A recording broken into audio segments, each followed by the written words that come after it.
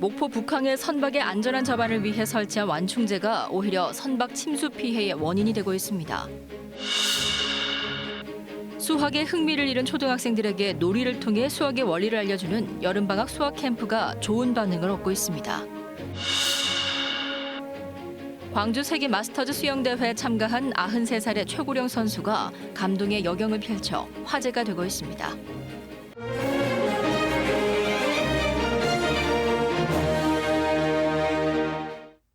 목포에서 전해드립니다. 항포구에 보면 선박 접안 시 충격을 완화하기 위해 타이어를 콘크리트 벽에 설치해 완충제로 사용한 것을 볼 수 있는데요. 어찌된 영문인지 목포 북항에서는 이 충격 완충제가 오히려 선박에 피해를 주고 있습니다. 김광진 기자의 보도입니다. 콘크리트 부두 벽면에 폐타이어가 곳곳에 매달려 있습니다. 선박이 닿을 때 충격을 완화하기 위해 목포지방해양수산청이 설치한 것입니다.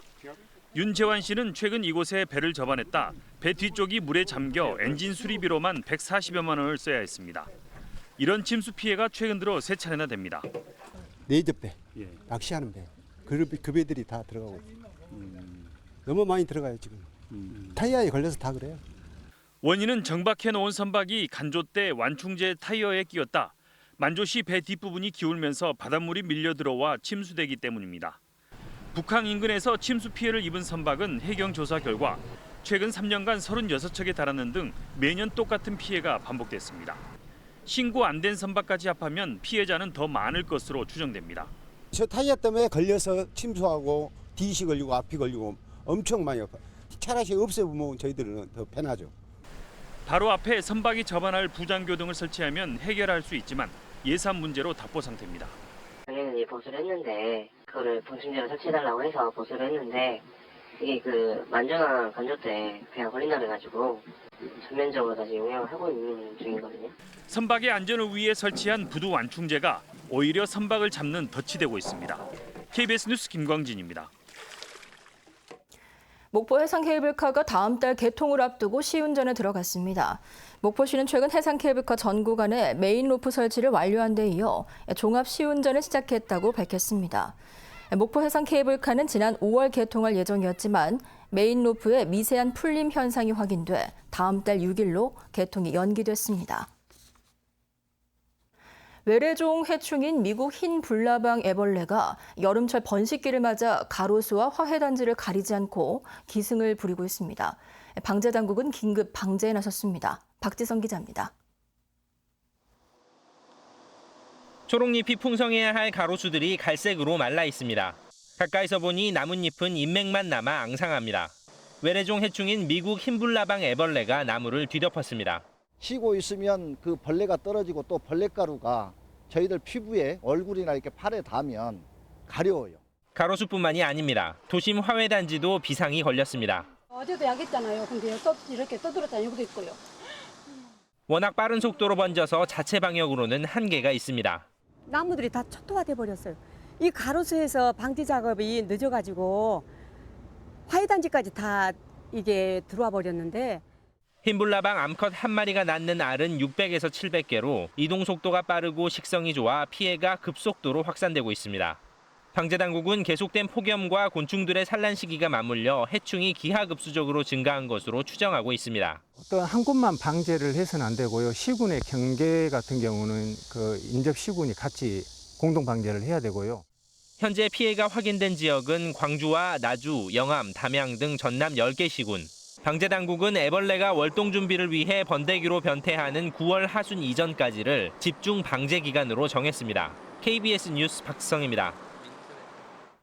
수학이 어려워 아예 공부를 포기하는 학생들이 적지 않습니다.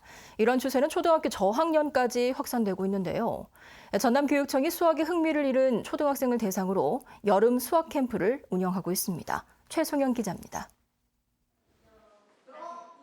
수학 강사가 대칭의 원리를 몸으로 설명합니다. 학생들은 직접 따라하며 흥미를 느끼고 친구들과 함께 서로의 생각을 나누며 과제를 수행합니다. 다양한 놀이로 수학의 원리를 깨우치는 이른바 놀이수학입니다. 놀면서 배울 수 있는 또 한편으로는 수학도 해볼 만한데 이런 흥미와 호기심을 불러일으키는 부분에서 이제 막 수학을 시작하는 아이들에게는 도움이 된다고 생각합니다. 수학에 흥미를 잃거나 아예 학습을 포기하는 학생들이 초등학교 저학년까지 확대되고 있는 상황. 전남 도내 초등학교 3학년에서 6학년 가운데 1.65%인 1,000여 명의 학생이 수학 과목 기초 학력이 부진한 것으로 나타났습니다. 전라남도 교육청은 올해 처음 도내 14개 시군에서 초등 여름 수학 캠프 운영에 나섰습니다. 특히 이렇게 그 도시적 외에 이런 군 단위에서 접근하기 어려운 부분이 있기 때문에 이런 수학 캠프가 이렇게 군 단위에서 이렇게 상시적으로 이렇게 열리고 좀 더 확대되는 이런 계획을 또 기초학력 전문가 교사를 양성하고 초등 1, 2학년 담임교사의 연수 참여를 의무화해 일선 학교에서부터 수학 과목 기초학력이 부진한 학생들을 중점 관리할 방침입니다. 하지만 관련 예산이 부족한 데다 기초학력 부진 학생 지도교사에 대한 인센티브를 어떻게 마련할 것인지 등 체계적인 지원책 마련은 과제로 남아 있습니다. KBS 뉴스 최송현입니다. 광복절을 맞아 일본의 경제 도발을 규탄하는 촛불 집회가 열립니다. 목포 문화연대는 오늘 14일과 15일 이틀 동안 수탈의 상징인 옛 일본 영사관 일대에서 아베 정권을 규탄하는 촛불 문화제를 진행한다고 밝혔습니다. 주최 측은 만세 퍼포먼스와 시민 규탄 발언 등을 통해 과거사를 부정하는 일본 정부를 비판하고 거리 행진을 진행할 예정입니다. 보혜양조는 보도자료를 내고 최근 보혜양조가 일본 자본에 매각됐다는 근거 없는 소문이 퍼지면서 피해를 보고 있다며 법적 조치에 나서겠다고 밝혔습니다. 보혜양조는 또 최근 여수와 고흥 담양 지역에서 일본 매각설이 퍼지면서 지역 경제에 악영향을 미치고 있다며 유포자를 제보하면 포상금을 지급하겠다고 강조했습니다. 보혜양조는 또 전체 주주 가운데 외국인은 캐나다와 독일 등 54명이고 일본인은 없다고 덧붙였습니다. 광주 세계 마스터즈 수영대회에 93세의 최고령 선수가 경영 종목에서 완주해 이목이 집중되고 있습니다. 100세까지 대회에 나가겠다고 말하며 노익장을 과시했습니다. 유승용 기자가 취재했습니다. 휠체어를 탄 할머니가 수영장에 들어섭니다. 만 나이 93살의 일본인 아마노 토시코 씨입니다. 여자 자유형 100m 경기에서 함께 경기를 한 상대적으로 젊은 80대 후반 두 선수와는 거리가 많이 차이 났지만 포기는 없었습니다. 느리지만 자신만의 속도를 잃지 않았습니다. 혹시나 하는 마음에 숨죽이고 지켜보던 관중들은 토시코 씨가 반환점을 돈 뒤부터 아낌없는 응원을 보냈습니다. 100m를 완주한 뒤 토시코 씨는 아름다운 경기장에서 수영을 하고 큰 응원을 받아 좋았다며 해맑게 웃었습니다. 疲れてないですか? いや、疲れないですね、別に。あ、大丈夫ですか? 泳いでると全然疲れを感じないですね。 토시코 씨의 기록은 4분 28초. 기준 기록 3분 55초 안에 들지 못해 메달 획득에는 실패했습니다. 하지만 30년 전부터 수영 대회에 출전했고 앞으로도 참가할 것이라며 노익장을 과시했습니다. いつまで出たいんですか? 大会は。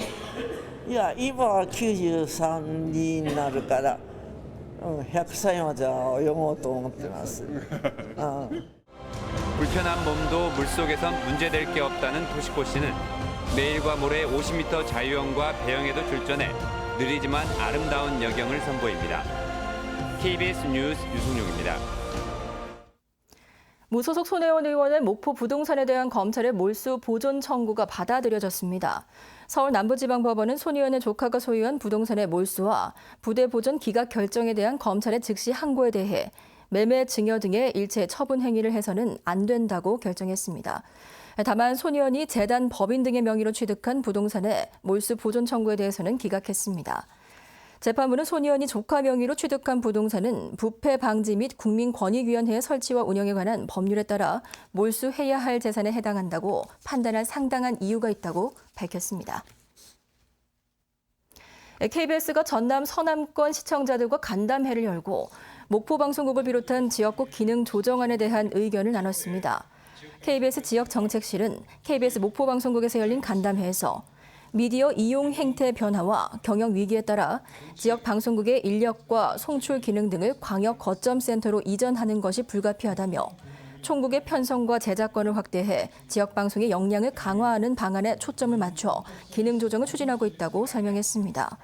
이에 대해 참석자들은 지역국 기능 조정은 사실상 방송국 폐지를 위한 사전 단계에 불과하다며 국민들의 수신료로 운영되는 KBS는 공영방송의 책무를 저버리지 말고 기능 조정을 처리하라고 촉구했습니다. 광주시의회가 일본 전범 기업의 제품 구매를 제한하는 조례를 제정합니다. 광주시의회는 최근 간담회를 열고 시의원 23명이 공동으로 발의한 일본 전범 기업과의 수의 계약과 공공구매 제한 조례안을 논의했습니다. 제품 구매를 제한하는 전범 기업은 대일 항쟁기 강제동원 피해 조사와 국외 강제동원 피해자 등 지원에 관한 특별법에 따라 전범 기업으로 확인된 일본 기업 등입니다.